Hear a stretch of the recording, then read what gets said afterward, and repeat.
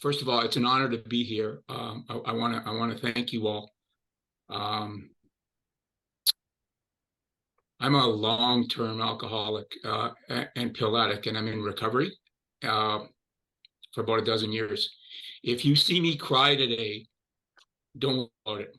I'm just working my program, you know. So, Kevin, first slide. Yep, we're here. These are the stats that were before the pandemic. In the general public, 1 in 5 struggled with alcohol. With us, 1 in 4. And after the pandemic, I'm not a scientist, but I'm going to say 1 in 4 in the public and 1 in 3 of us have an issue.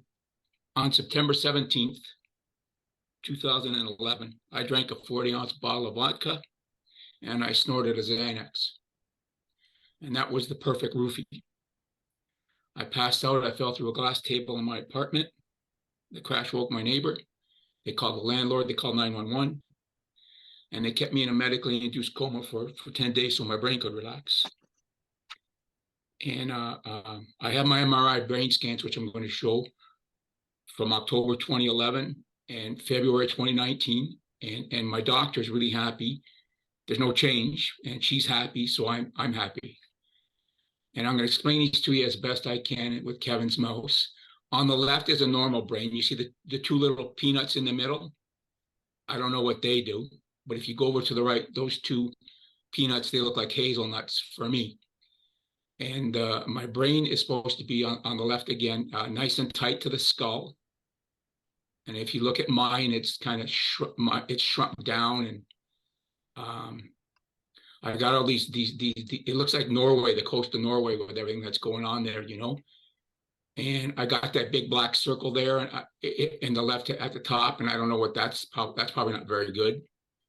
And in the middle, that's kind of gone.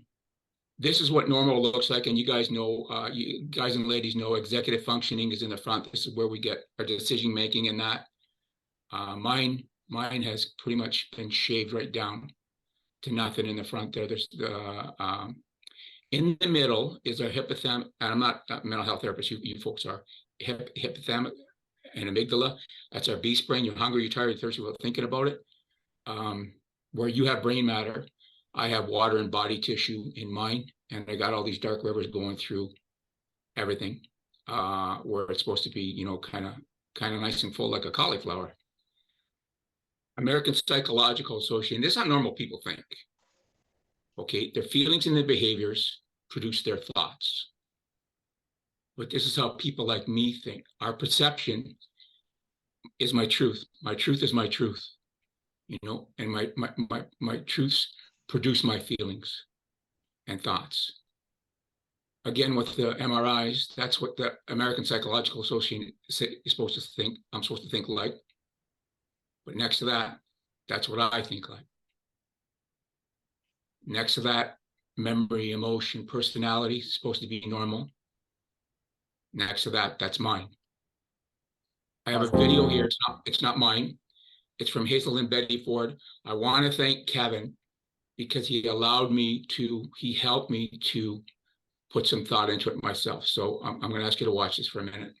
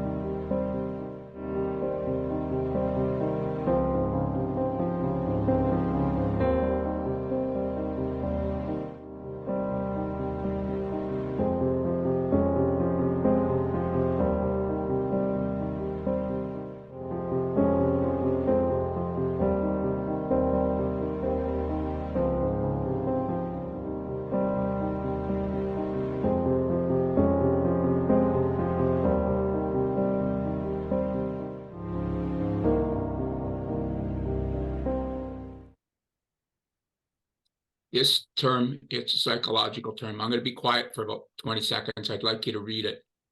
Anosognosia is where we are when we're stage 3, stage 4.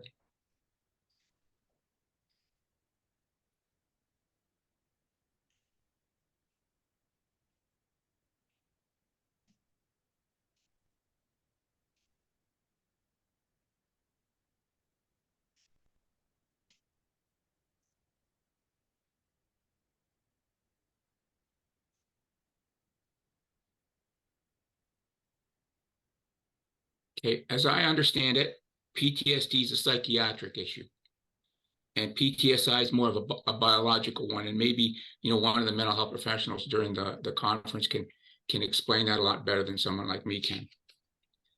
I came up with this spiritual journey, like everybody in the room.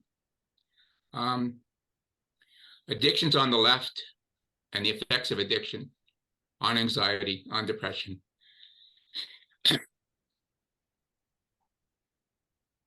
PTSI, I was in the middle for sure. Almost to the top. We're talking about addiction here, anxiety, depression, PTSI, and suicide. January 25th, 2018 was a really bad day for me. I was in New Orleans. I'd given a talk to, 400 corrections officers. It went really good. The next day, I was being a tourist. So New Orleans is it's a mysterious city. I went to Cafe Du Monde and I had beignets down there at Cafe Olé, and I got a muffaletta sandwich. And I was just being a tourist, and they got a really nice park down there, like a nice Navy yard. I was looking at the ships. And I look down and I see some guy, and he's urinating on the wall. And I'm just looking at him, and I see him pass out into the grass. He just falls into the grass. And I got so depressed like that, so depressed. And inside, it's like, that's you, man. That's all you're ever going to be. All this, recovery coach stuff that you're doing. This is all bull. This is what you are right here, man. This is what you are. And I got so depressed. And I started walking back towards the hotel, and I'm getting a suicidal plan altogether, and calm as anything, and I'm like in New Orleans, where the hell am I going to get a gun? I can't get a gun. But I bought a bottle of Jack Daniels, and as I'm going back to my hotel, I said I can get a big, thick electrical cord. I just got to find a spot to hang myself, and it's all calm. And I'm walking, and I find a place in the parking garage, and I see a beam, and I say, how the heck am I going to get this up there? And I say, how people smoke. I look for the door. There's a chair on the other side of the door. I set it up. I go back to my room. And I pour myself a glass of Jack. And I start a note to my kids. I say, I'm sorry. Calm as anything, Calm. But you got to have a last meal, right? So the sandwich was there. And I ate the sandwich. And the more I ate the sandwich, the better I felt. And I poured the glass of Jack down the sink. If I drank, I don't think I'd be talking to you fine folks here today. Then I had to go back to my recovery home and talk to my group leader. I don't want to talk to him. He's going to say, Leo, you got to come back on program, man. You don't have this. You don't have this. But I have to. Lying's a trigger for me. Once I start lying, everything goes south. And like, if the truth is going to hurt somebody, I won't say it. I'll take care. I'll do it in a good way. But once I start, I'm going to go down that hole, I cannot stress the importance of mental health professionals that are here.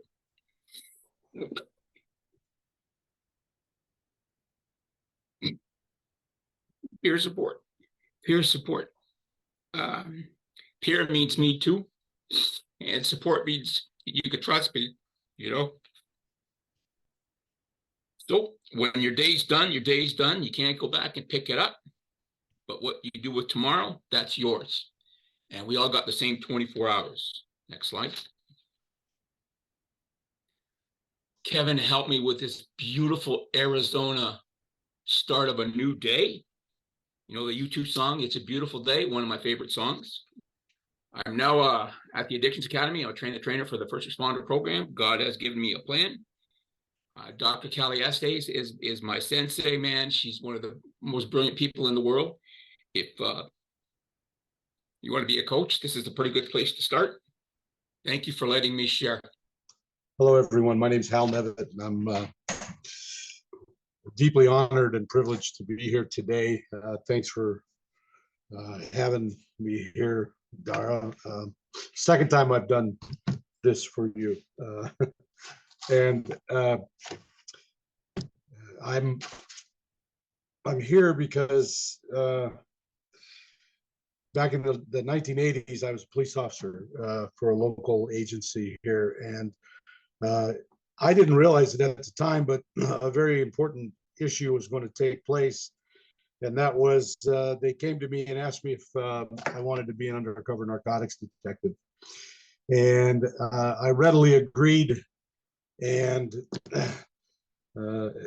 I asked them what I had to do. And they told me that they wanted me to grow my hair long back when I had hair, sit in the bars and drink and buy dope.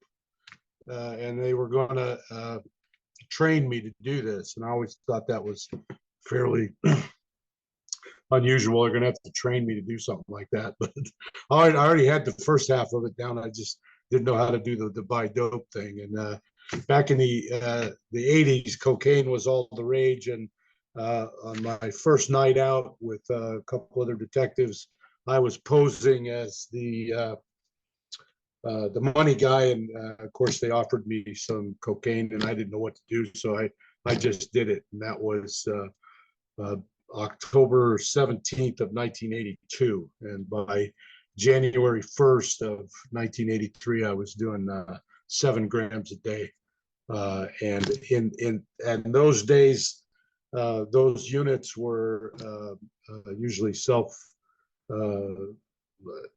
self-supporting and self-disciplined, and didn't realize it, but in a very short period of time, instead of me having it had me, and we progressed on and progressed on. And I was tell people today that I was real good at finding the dope. I just had trouble finding the property room, and because of that, people started noticing some changes in me, and my physical appearance deteriorated. My mental ability to keep up with things was severely challenged, and I was truly addicted, and I just didn't know it. I didn't realize what, and it was to both alcohol and cocaine, and I had no idea of what being addicted back then meant. I've got a real good picture of it today.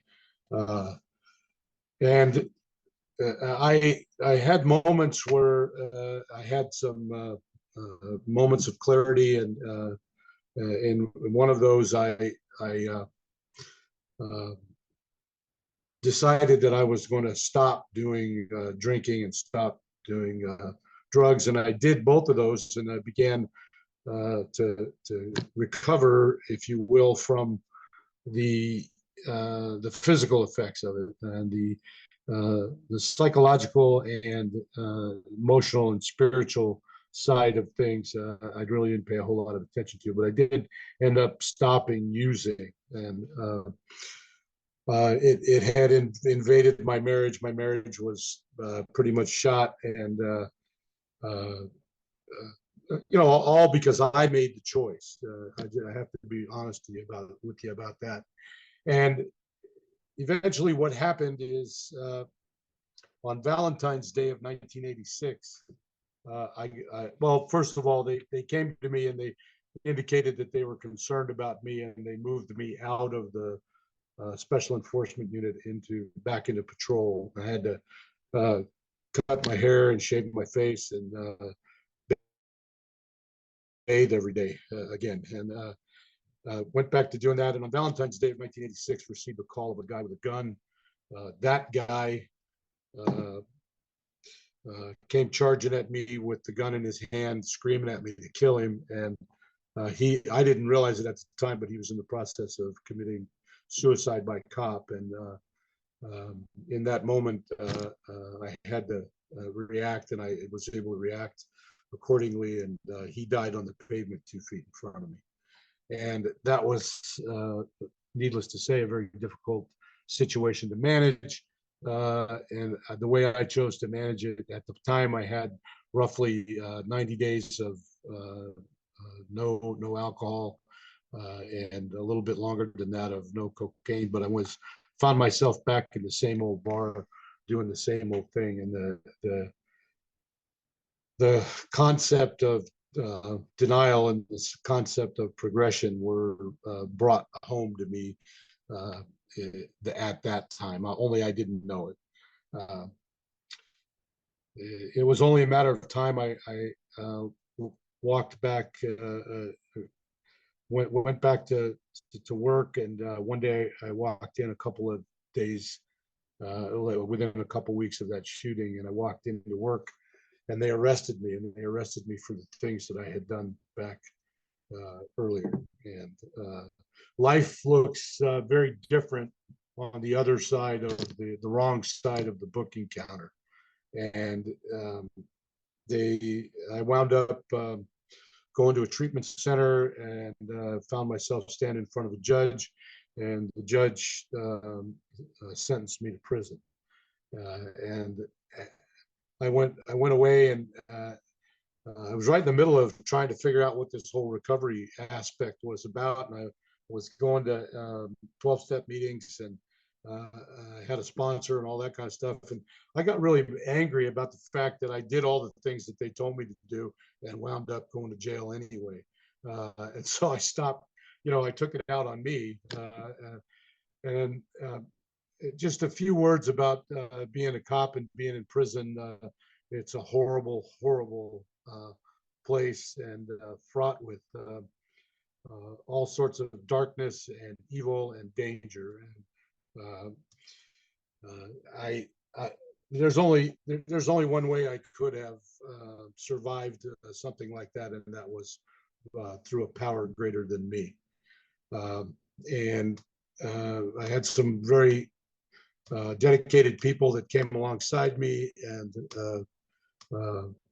worked me through that period of time. And after 3.5 years, they opened up the doors and they let me out of that place. I'm going to tell you right now, I was a lot more scared on the day I got out than the day I went in, because I didn't know how to act out here.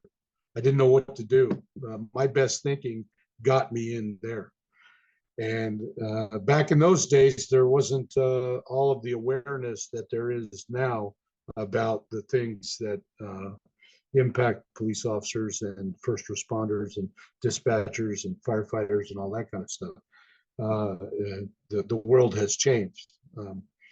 But I decided that I was not gonna let this thing stop me. And I came out of that place and went back to college, and I got a bachelor's degree in social work, and I got a master's degree in social work. And I've been working in the addiction and first responder fields for about the last 30 years.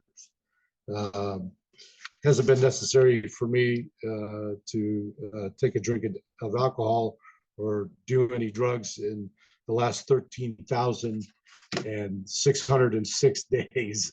And I'd love to tell you that I had everything to do with that, but the truth of the matter is that it comes from somewhere outside of me, a power greater than me. Kevin, if you want to fire up those slides, we can start looking at them here. The thing that I want to talk to you guys about, and recently, I made a concentrated effort to look at critical incident stress management and what that was like. And here recently, very recently, within the last, I'd say 5 years, there's been a concentrated effort for people to look at this phenomenon that they've now identified as post-traumatic growth. And the slides that I have today are a little picture of what that looks like. And I think after all the research that I've done, and they've I have done critical incident stress management debriefings. They sent me to Ground Zero when that happened. They sent me to Katrina when that happened, and that scared me more than anything in my life. Because while we were there doing the work around Katrina, Rita showed up. So I'd never seen the entire sky as one purple cloud rotating. And then finally, one of the last ones they sent me to was the Walmart shooting over in El Paso, Texas. And so the whole idea of critical incident stress management is now they're starting to look at this phenomenon called post-traumatic growth. And basically, the way I see it, what it says is, it doesn't matter what has happened. It's our response to it. And if our response to a given trauma is appropriate and is managed well, we can eventually surpass on a behavioral, psychological, social, and spiritual realm. We can surpass where we were when the trauma occurred. And I believe wholeheartedly in that. And my experience with addiction, my experience with trauma, and working my way through both of those issues, that whole concept of post-traumatic growth is one that's near and dear to me. If we look at this from the perspective of a critical incident that occurs in everybody's life, if we get people today in today's world, allowing people to have a safe place to process whatever it is that happens, and I heard you guys talk about this earlier, is finding the right therapist, the right culturally sensitive therapist that can relate to folks that are in a first responder role. And this thing that they call mindfulness is now coming to fruition, and a lot of things that were not known years ago that are coming back to us. I think probably the most important thing out of this slide is that when a first responder needs help, it's okay and not a sign of weakness. I think we're in a spot where we're trying to destigmatize the idea that, you know what, we need help. And it's not a bad thing that we need help. It's a good thing to raise our hand and say, look, it's time for us to get some help. I think for first responders, we really got to be good about educating people about stress management concepts, what to do when you are stressed, that having stress, and the research right now is not good in that people are still afraid to come out and say, I need help. And we as mental health professionals, we as peer support people, we as first responders in general, have to be able to get the message across to people early on in their careers that it's time now to put all that stuff aside, and all that John Wayne stuff, and all that isolation and not being able to raise your hand and say that they need help. That needs to stop. And what I've seen in Arizona is that a lot of command staff and leaders within law enforcement agencies and the like are now embracing that idea and helping their people out.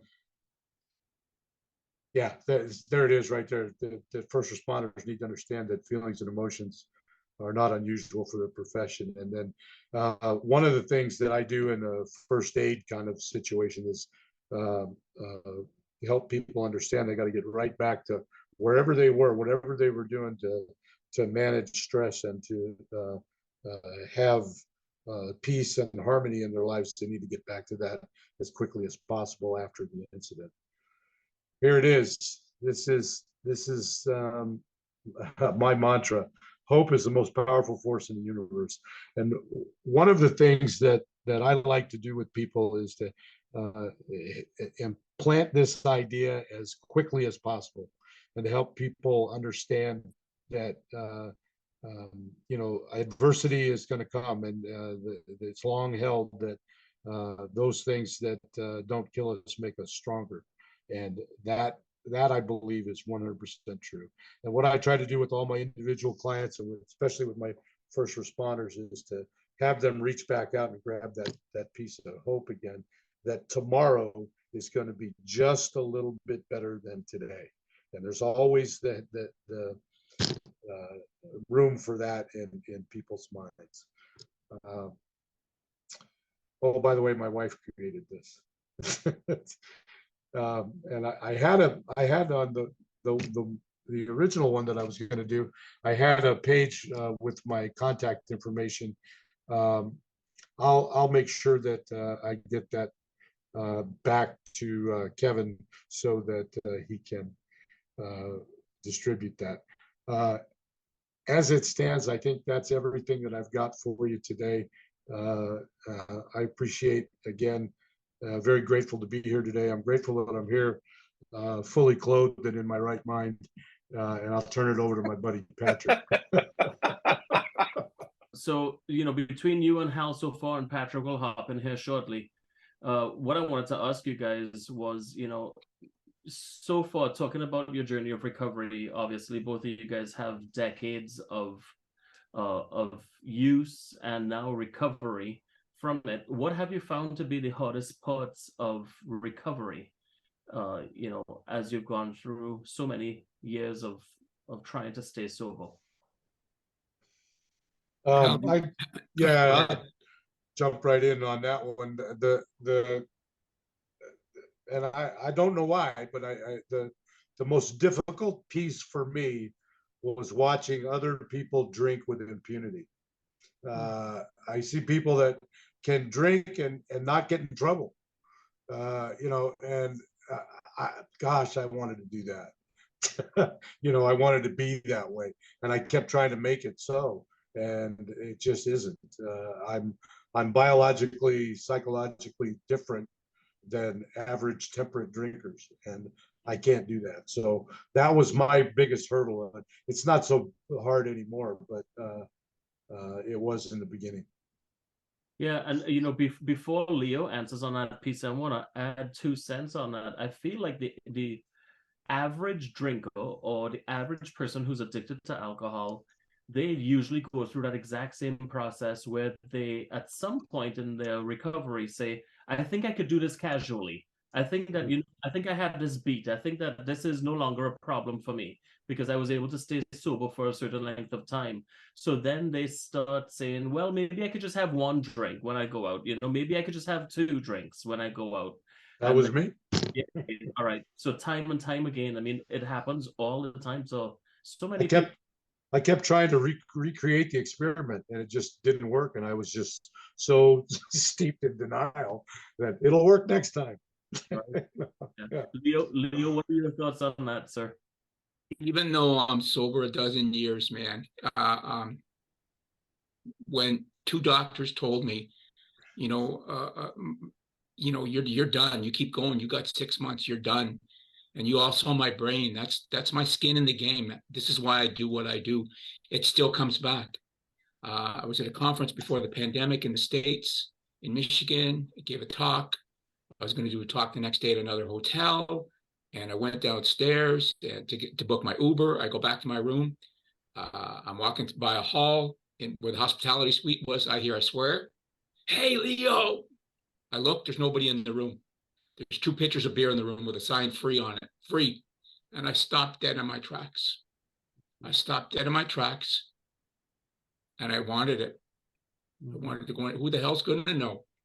It was so powerful, so scary. I didn't go in, but I wanted to, And so now when I got back home to Windsor, I went to my group leader. I didn't want to tell him that.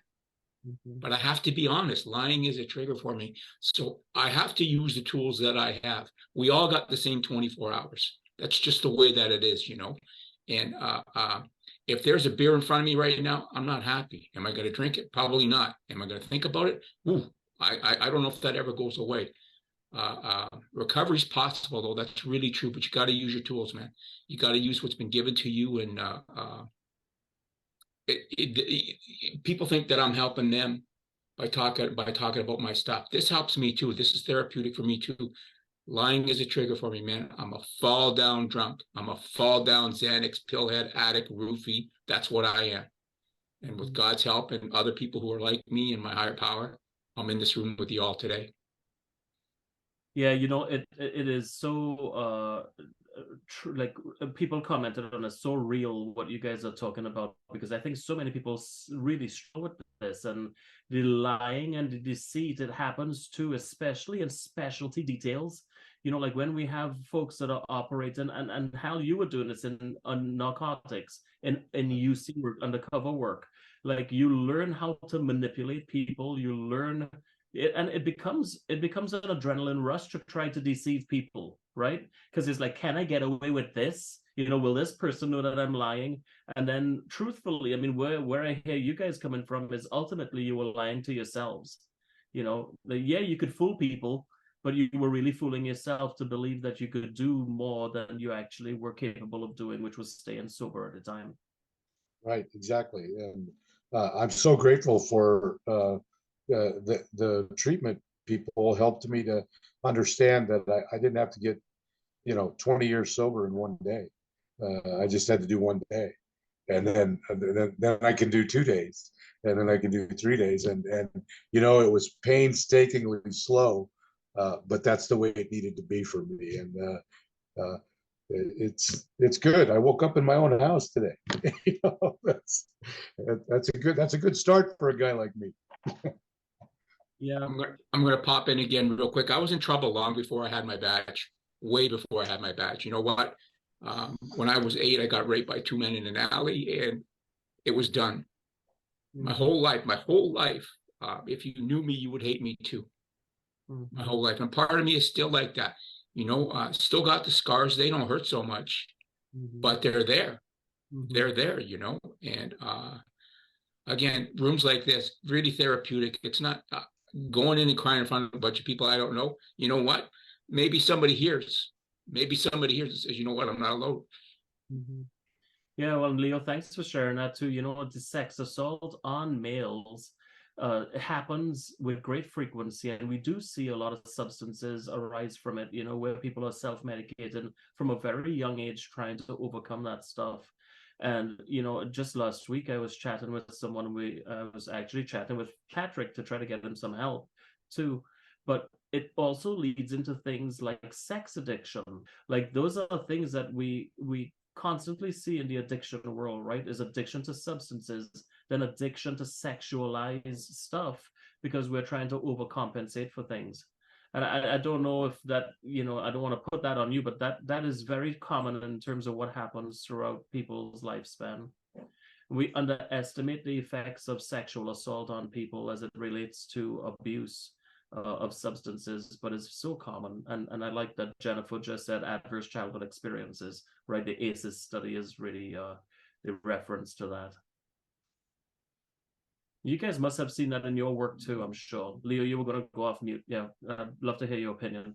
I worked at the recovery home for 8 years, where I found my recovery, and sharing with people. I work with men, sharing with men that had been through similar stuff.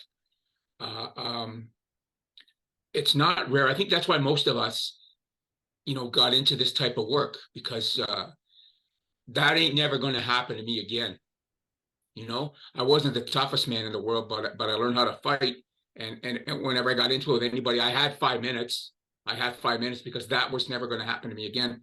But it would happen to me every night inside my head. The distance between this and this is only about a foot, but for a lot of us, man, it's miles. Hello, everybody. My name is Pat Fitzgibbons, and it's an honor being up here with my good friend Hal Nevitt and Leo.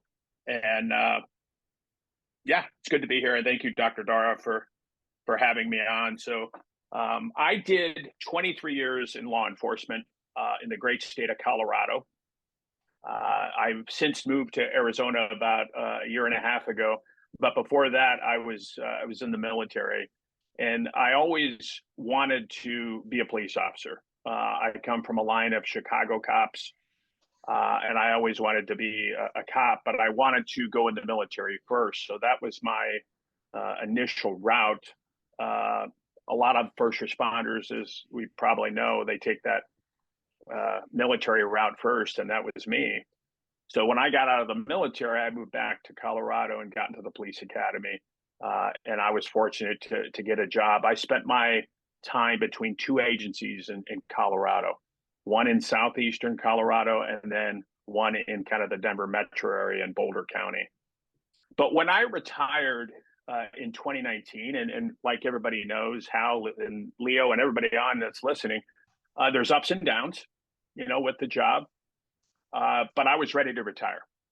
I was ready to retire, and I was glad to retire. I retired in 2019, like I said. But after I retired, I started getting depressed because I really was burned out, but I really wanted to retire. But after I got out of the job, I started to get depressed. I spent most of my adult life in a uniform, whether it was the military or law enforcement. So I retired. My wife at the time and we had a good time. We traveled, did all that stuff. My dad ended up going into the hospital shortly after I retired, and he never left the hospital. He ended up passing away in hospital about 5 months after I was retired, and my dad and I were very, very close. That hit me hard because I was already starting to get a little depressed. That hit me hard. So the way I dealt with that was I started drinking. I've never been a big drinker. I would drink, go to parties and stuff, but I never, considered myself an abuser of alcohol. So after my dad died, I, again, was very depressed.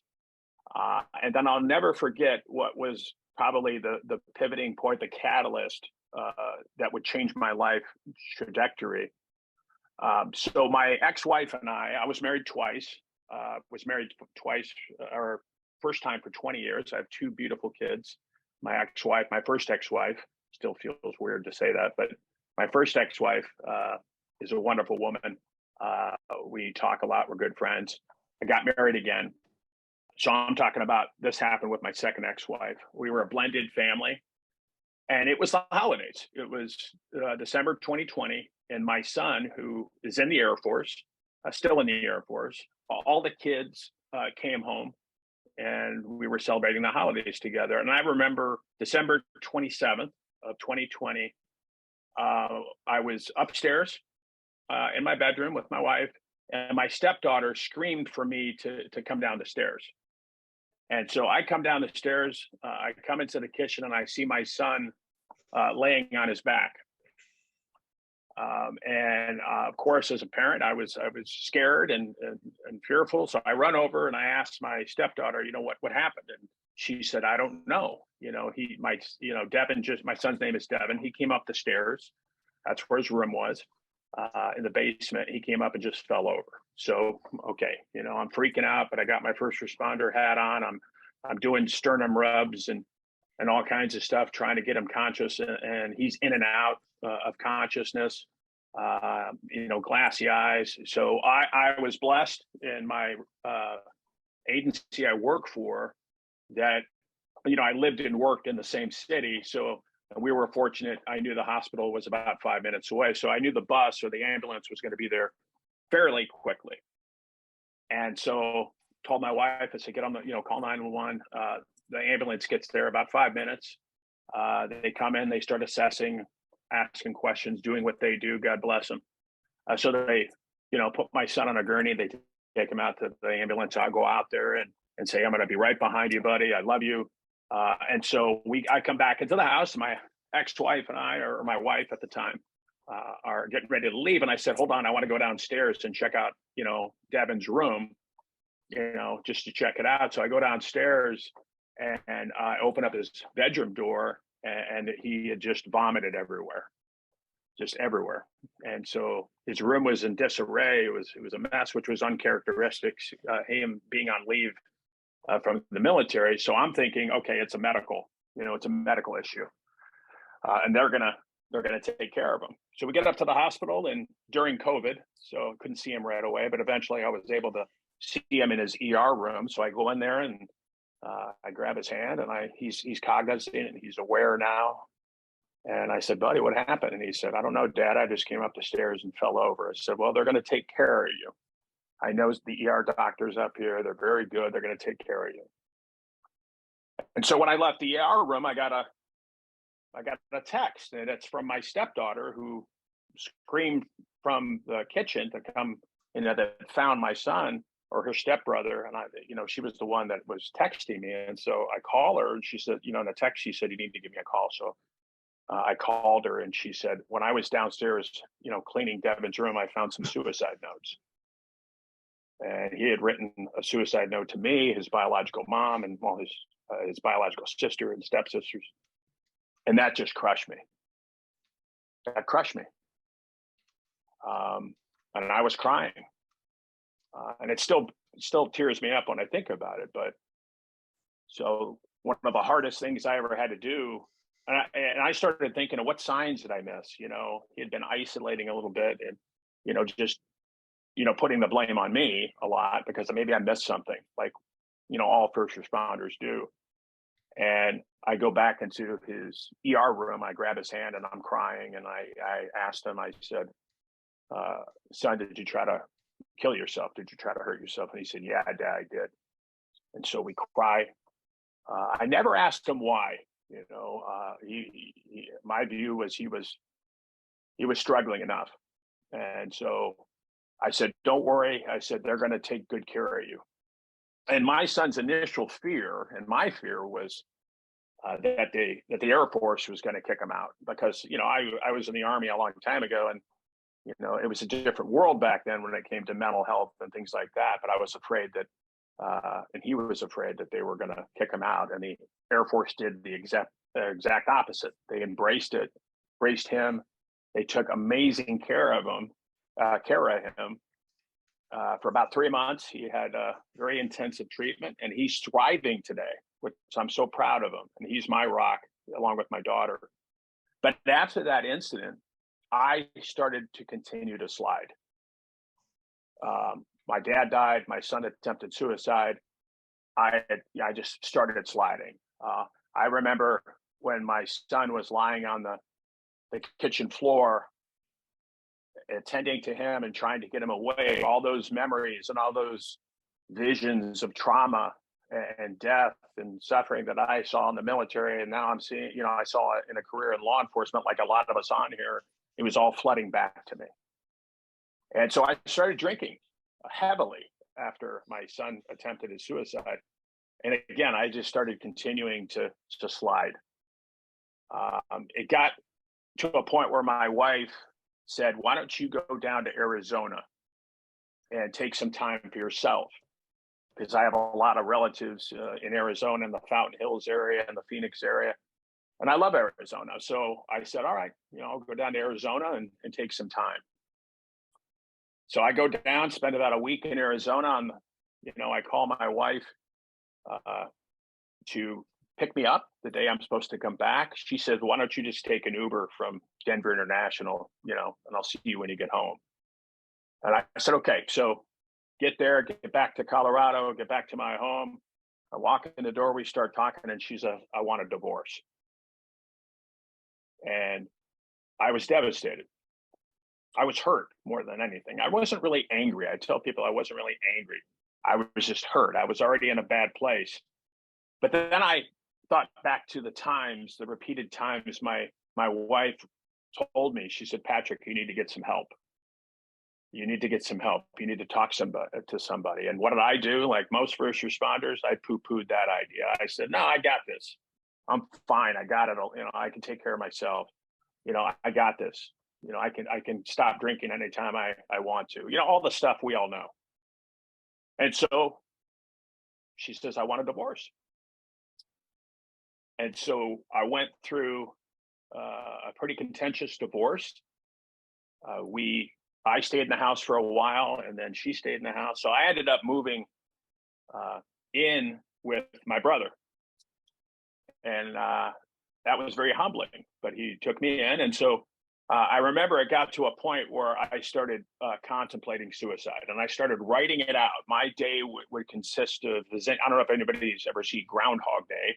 That was my day. Every day was the same thing. I would wake up, go to the liquor store, get smashed, and it was rinse and repeat. So I got to the point where I just started writing out how I was going to kill myself. I was going to barricade myself in the shed in the backyard. Make it look like I wasn't home. It would be a while before he found me. And so I was spending all this detail on this. And so the day came, and I kind of was drunk. I was very intoxicated, and I was looking at the shed, and I said, I don't like the shed idea anymore. So I just went upstairs to my room, grabbed one of my guns, and put it to my head. And I remember sobbing and crying. And, I had those two voices in my head. One said, you're worthless. You're no good. Now, you ruined another marriage. During the time I was going through my dark periods and I was calling my kids, my adult kids, telling them I was going to kill myself. So I put all these people in my life through hell. But then the other voice was telling me, you're in a bad place. You're not a bad person. Forgive yourself. You need help. And so I put the gun down, and I did what a lot of first responders don't do. And I reached for my phone, and I called my sister. My family knew something was going on, but as first responders, most of us, we're really good at, oh no, I'm fine. Well, you're not fine. Fine, I learned in treatment what it stands for: freaked out, insecure, neurotic, and emotional. So yeah, I was fine in that regards. So my sister came over. She took me to the hospital in Denver, got checked in. I said, this is not where I want to be. I want to be among first responders. And so the next day, I started making calls. I'm blessed to have a pretty big network. And so I started making some calls, and within 48 hours, I was on a plane from Colorado down to Fort Lauderdale, where I am right now, just north of Fort Lauderdale, to FHE Health in their program for first responders. And that was the first time I felt safe, when I was in treatment. And I felt among my peers, with first responders who got it. So went through the program. It was a very humbling experience. I tell people I had to put my fear aside first and foremost. It's the unknown. I've never been in treatment. That would scare anybody. But more importantly, I had to put my ego aside. And I had to do it for me, not anybody else. And I tell people, and I know Hal does too, you got to be very selfish with your treatment and your recovery. Not to the point where you're a narcissist or anything like that, or you don't care about people, but you have to be very selfish for your self-care. And about a month after I discharged from Shatterproof, I went back to Colorado, and I had put the bug in people's ears when I was in treatment that I love this. I love being among first responders who were all challenged with our roadblocks or what we're facing. But I just love that environment. I love trying to help people.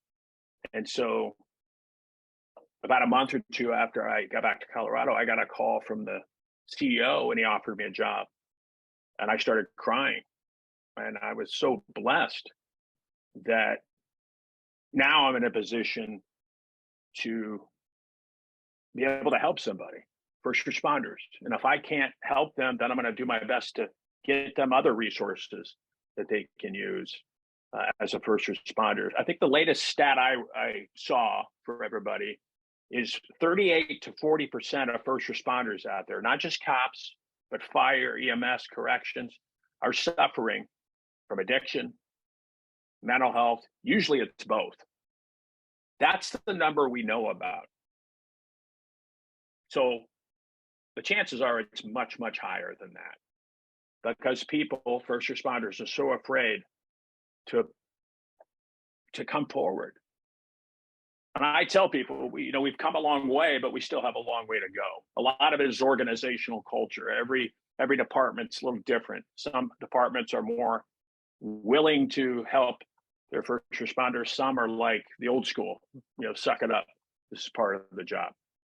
And that's unfortunate, but I do think we're getting a lot better. But I tell people how Leo talked about addiction, and I'm in recovery, just like my friends Hal and Leo. But I tell people, for me, treatment was hard. It's very hard to come to treatment, but it's even harder in your recovery. I tell people, you're in a bubble in treatment, which is a good place to be. I mean, we're taking good care of you. No matter where you go, they're going to take good care of you. They're attending to your needs, but the real work begins, and Hal alluded to this, and he's exactly right.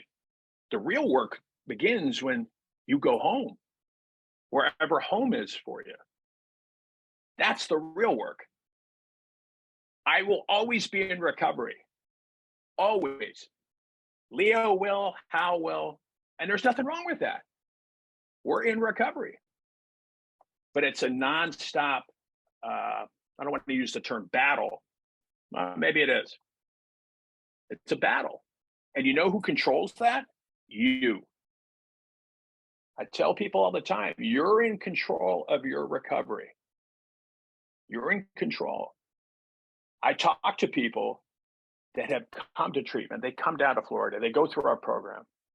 And sometimes they get back to wherever they are, and they call me and they say they've relapsed. Okay. Well, the program didn't work. Nah, the program works. Guess what? You didn't work the program. Everything is up to you. Everything. You control more than you think. But addiction is powerful, and I get that. But you have to work your recovery plan, IOP, whatever that looks like. You have to do it. And lean on those people that are part of your network. Pick up the phone and call. If you relapse, yeah, okay, you had a fall. Get back on the horse. Call again. I can't stress that enough, because there will be hard days. There will be hard days. I still have hard days. I know Hal does and Leo does, but my good days eclipse my hard days by leaps and bounds, because I made that call. I reached out and said, "Look, I need help." That's the place where we're at right now, is trying to get first responders to make that call, to put their ego aside and their fear aside and their shame aside. And I know, because I've been there. But trust me, you deserve this. It's time to attend to yourself for a while. We're really good as first responders. We all know this. Going into danger, running into the house, kicking down doors, all the stuff. But we're very, very bad at taking care of ourselves. It's like that old example, we've all heard it, the airline, and they're doing their pre-flight spiel, and the oxygen mask fall. Well, okay, who are you going to put on first? You got to help you. You got to put it on yourself first. So you can be of help of others. So you can help others. Plain and simple. We have to do a better job at taking care of ourselves. Get friends out of law enforcement. Get friends outside of the first responder field. That's not a knock on first responders. But not everybody out there is evil, and not everybody out there is trying to hurt you or kill you. But actually, the majority of people are good people with the same challenges you have. So again, it's mindset. It's all in your hands. Your recovery is in your hands. We can show you the door like on the Matrix, but you got to walk through it. And that I can't emphasize that enough for making that call. But more importantly, your post-recovery and what life is going to look like when you get back home. And you can do it. There's great examples up here. Look at Leo. Look at Hal. They're doing great things. They're giving back, and they're passionate about what they do, as am I. So anyway, I apologize for Kevin. It's Kevin's fault that my PowerPoint is not working. I'm just kidding. You didn't need one, bro. You did amazingly well without one. I actually heard you speak. I'll take the blame. But- Sure. No, I apologize for all the attendees. I'm going to blame Apple because I it's the first. But I'm sorry, my PowerPoint didn't work. I apologize. Yeah, Pat. You have since you and I became friends, we've been in close contact, and you do really well at checking in, and as well as we check in on each other. And so I want to tell people, Pat has always been accessible. Like, one thing that I've always felt like I could always call you. In fact, I just called you this week for help with one of my guys, Yeah. and I always feel like I never feel like I'm inconveniencing you. Like. No. And you always are there to help, and I really appreciate that about you specifically. Thank you for being there for everybody all the time and making people feel like they matter, because I think that you do really well at that. Well, and I appreciate that, Dr. Dara, but this is my passion.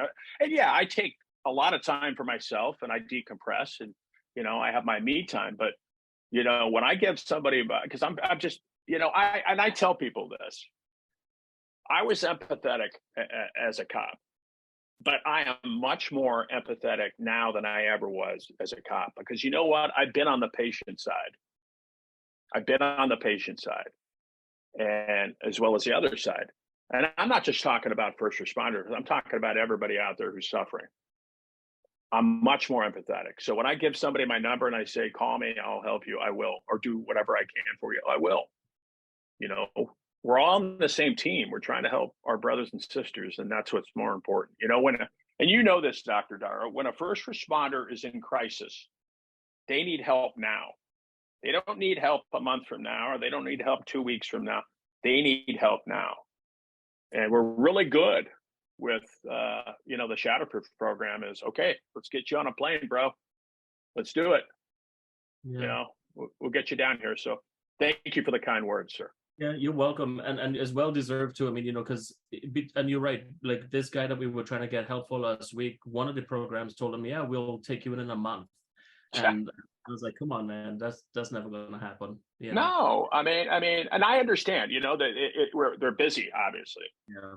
But we get Shatterproof. We get people on a plane because everybody's on a different track. There's people always coming and going, and so we're really good at getting down here as quickly as possible. Yeah, for anybody, and we could get the other presenters back on too. I see Dion has her hand raised, and then I'll talk more about some of this process stuff, because I want to talk about how hard it is for people to want to go get help, because you talked about being afraid, and I think that is not a common feeling that first responders feel, being afraid. Like, what is it going to look like if I go for treatment? How am I going to save face if I go for treatment? What is my department and my coworkers going to think of me if I get treatment? What do I tell them where I'm going while I'm getting treatment, so that way it doesn't look like I'm an addict, right? What is it going to look like when I come back to work? And how am I going to be perceived? All of those things go through. Then where am I going to stay when I go for treatment? I don't want to be locked up in a cage for treatment. Absolutely. So many things that go through your head. It's easier to pull a gun and to try to kill yourself, because it's too overwhelming to think about all of the fearful things that might, that's the unknown. Like in the first responder world. Absolutely. First responders pride themselves on trying to predict situations that they will work through. But when you talk about treatment, it's one of these things that they have no concept of what it's going to look like. So they can't really honestly prepare in their hearts and their minds to think about that safety issue if they go for treatment without their gun, without some sort of force protection, right? I'll shut up. Go ahead, Dr. Dar. No, please. Yeah, go. No, and that's when I talk to a first responder, I get into the weeds with that. I say, this is what to expect. This is how it's going to be, and it's not bad. Yeah, you're in treatment, but we're going to treat you like you need to be treated, like somebody who's struggling. And I go through all that, we handle, for example, we handle all the logistics. That's just one of many things we do. So the first responder is not burdened, or their family is not burdened with, okay, I got to find a flight and all this other stuff. So we handle all of that. Mhm. We pick the first responder up from the airport. They're not Ubering anywhere. We pick them up from the airport. We bring them right to our behavioral health facility in FHE Health. And they go through intake. So, and Hal has been down here before. So Hal's another one who can attest to the facility and what we do down here with, and not Hal as a patient, but Hal as a guest. but you're exactly right, Dr. Dara. So I'm here to try to allay some of those fears as a former patient here, but to answer any questions that are first, because they will, they're so, we want to be in control of everything, and you're not in control. But I want to try to mitigate those fears as much as possible when I'm talking to a first responder, because I understand it, because I've been there. But we go into really, really in depth of what they can expect, up to what do they pack, just the obvious, the little things that when you're in crisis, you're not thinking about. You're not thinking clearly. So we go through all that. Now, and I forgot to mention, I work for FHE, but I'm a national outreach liaison for FHE Health, and I work specifically in the first responder program called Shatterproof, which is first responders only, no civilians. And most of our clinicians and counselors and techs are former first responders, which is huge. For first responders, because they're coming into a community that's all first responders, not just cops, but everybody. And it's run by a lot of first responders, which is even more. And I pretty much in the southwestern region of the United States. So I'm sorry. Yeah, no, it's helpful, very helpful. Leo, you were going to say something. I'm a big fan of therapy and things that I've learned. EMDR didn't work for me when I tried it in 1996 or something. I couldn't get past the paddles, man. Everything just came up on me. But I've seen it work in other people who can talk calmly about the crap that they've gone through, and listen to Patrick, man. I know he's done it. He's able to slide through. I was never. So if you get a chance to do EMDR, it's so damn positive, And there's something else after New Orleans. I had to figure out what that was. The message was from God. I had to figure out what it was. So he sent me this course. It's called Assist, Applied Suicide Identification Skills Training. And I've got nothing to do with the place, but they got two different courses. One's a 3-hour course where you can identify somebody says something, somebody does something, somebody starts to give their stuff away. You can identify that they're thinking about it. The other is called intervention, assist intervention. It's a 2-day course on what to do or what to say.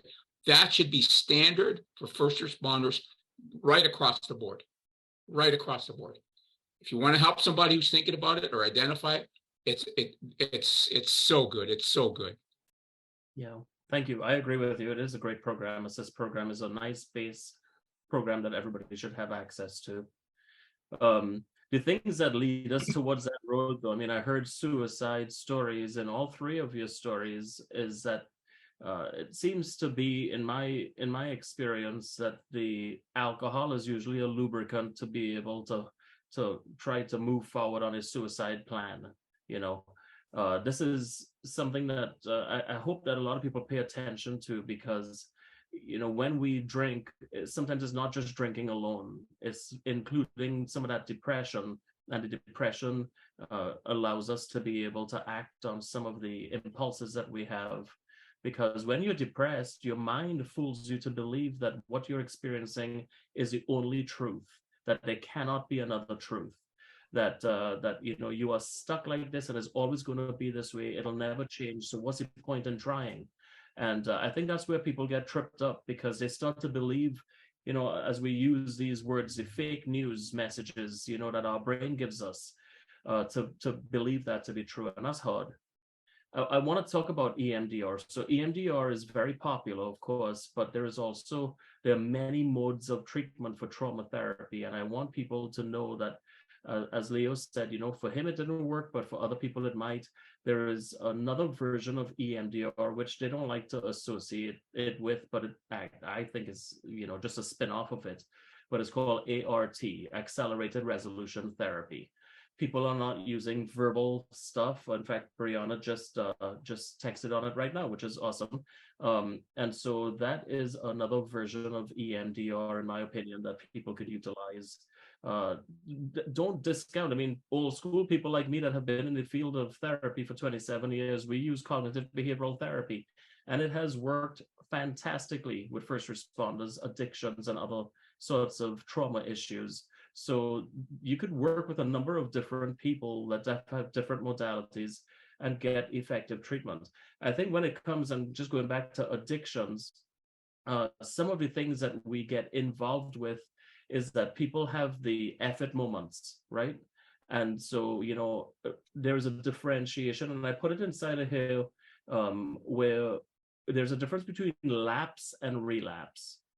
And folks get confused when they say, I relapsed. Well, no, most people are going to have lapses. A lapse is a day, a lapse is a drink, a lapse could be a 2-day bender. But it doesn't mean that you have to relapse. The piece that transforms folks is when they lapse and then they say, well, F it, I already relapsed anyway, so I'm just going to continue on my binge. Well, that is when we see a lot of people who are in new recovery starting to struggle. So I want to remind people that there really is a big difference between those two things, and not to think of yourself as being hopeless because you have that effort moment, While you guys were talking, Patrick, you especially, one of our participants, Matt, said that he was a participant at the Shatterproof program. He's in here today. He said he couldn't get the chat thing to work for him, but he said that the neuro program that you have there is incredible. Yeah. And I don't know if you want to talk a little touch about that. Absolutely. Thank you. So we have, thank you, Dr. Dara. What we do is, I think some people, or at least the therapists, know about neurofeedback. So we have neurofeedback, but we also have neurostimulation. Now, I'm not a brain expert, but basically what we do is we map your brain. All first responders get it. We map your brain, and our clinicians and our neuro people that work, doctors that work in that part of the treatment modality that we have, they can see the areas of your brain through the mapping where you're suffering. Like mine, for example, was depression, addiction, PTSD, suicidal ideation, and those are going to represent different areas of your brain that are, handle different functions of your brain. Now, through subsequent neurostimulation, which is little microamps, because our brain basically is just electrical currents, basically. Through neurostimulation, we can help repair those areas of the brain to get you in a state of neuroplasticity, because the brain is very, very adaptable. And so it's neurostimulation, basically.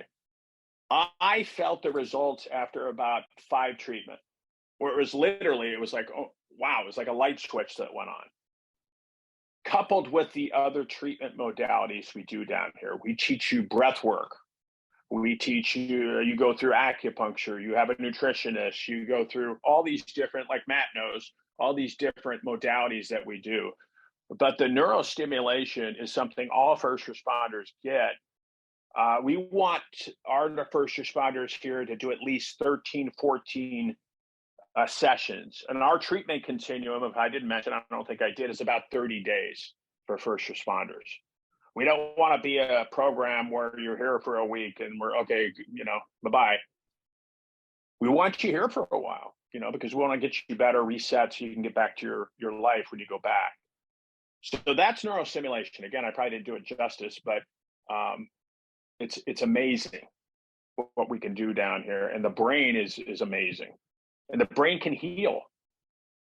The one thing I didn't mention, that before our first responders even leave the program, we're setting up their aftercare. Say they go back to Arizona. we're reaching out to people like Hal and say, Hal, I got this first responder coming back. He's an Arizona guy or woman. Would you be able to help them in their aftercare? Hal says, yeah, sure. Okay, so now Hal is part of your aftercare, all along with other things that we could set up.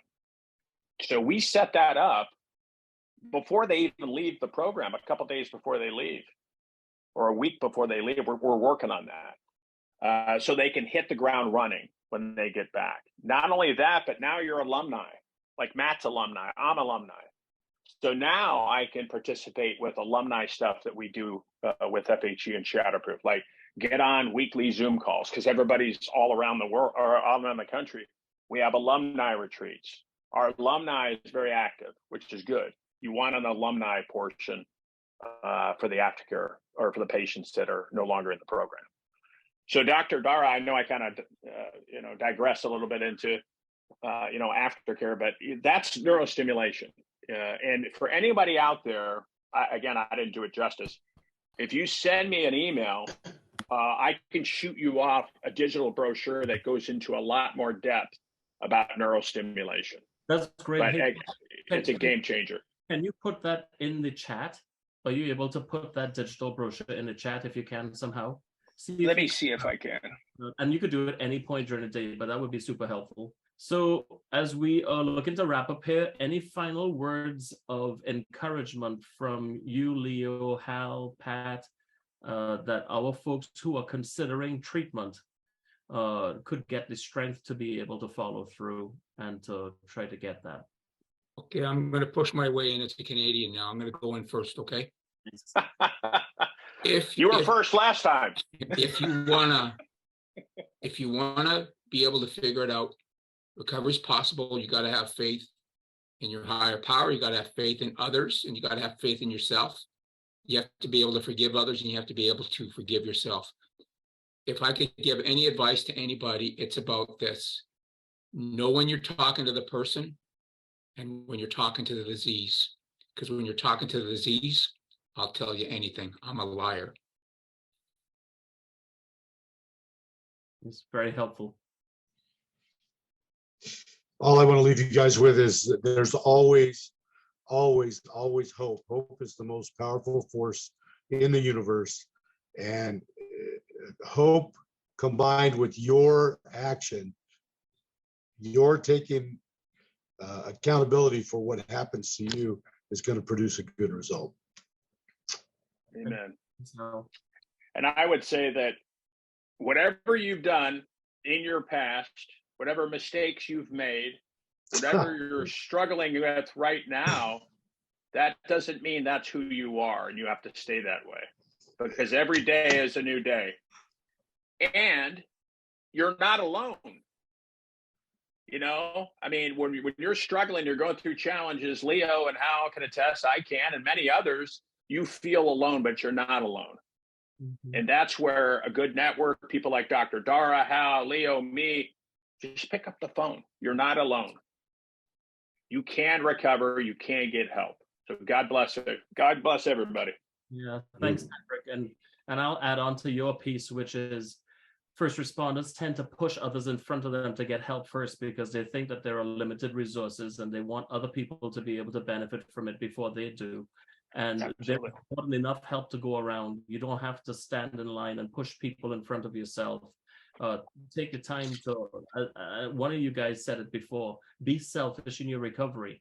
It is okay and you are worthy of being able to be helped. Yeah. Absolutely. Thank you guys so much. This was so awesome. I look forward to our continued conversations on this. Leo, thank you for finally making this happen, my friend. I look forward to, sorry I missed you at CIT International this year. I'm glad we finally had a chance to do it.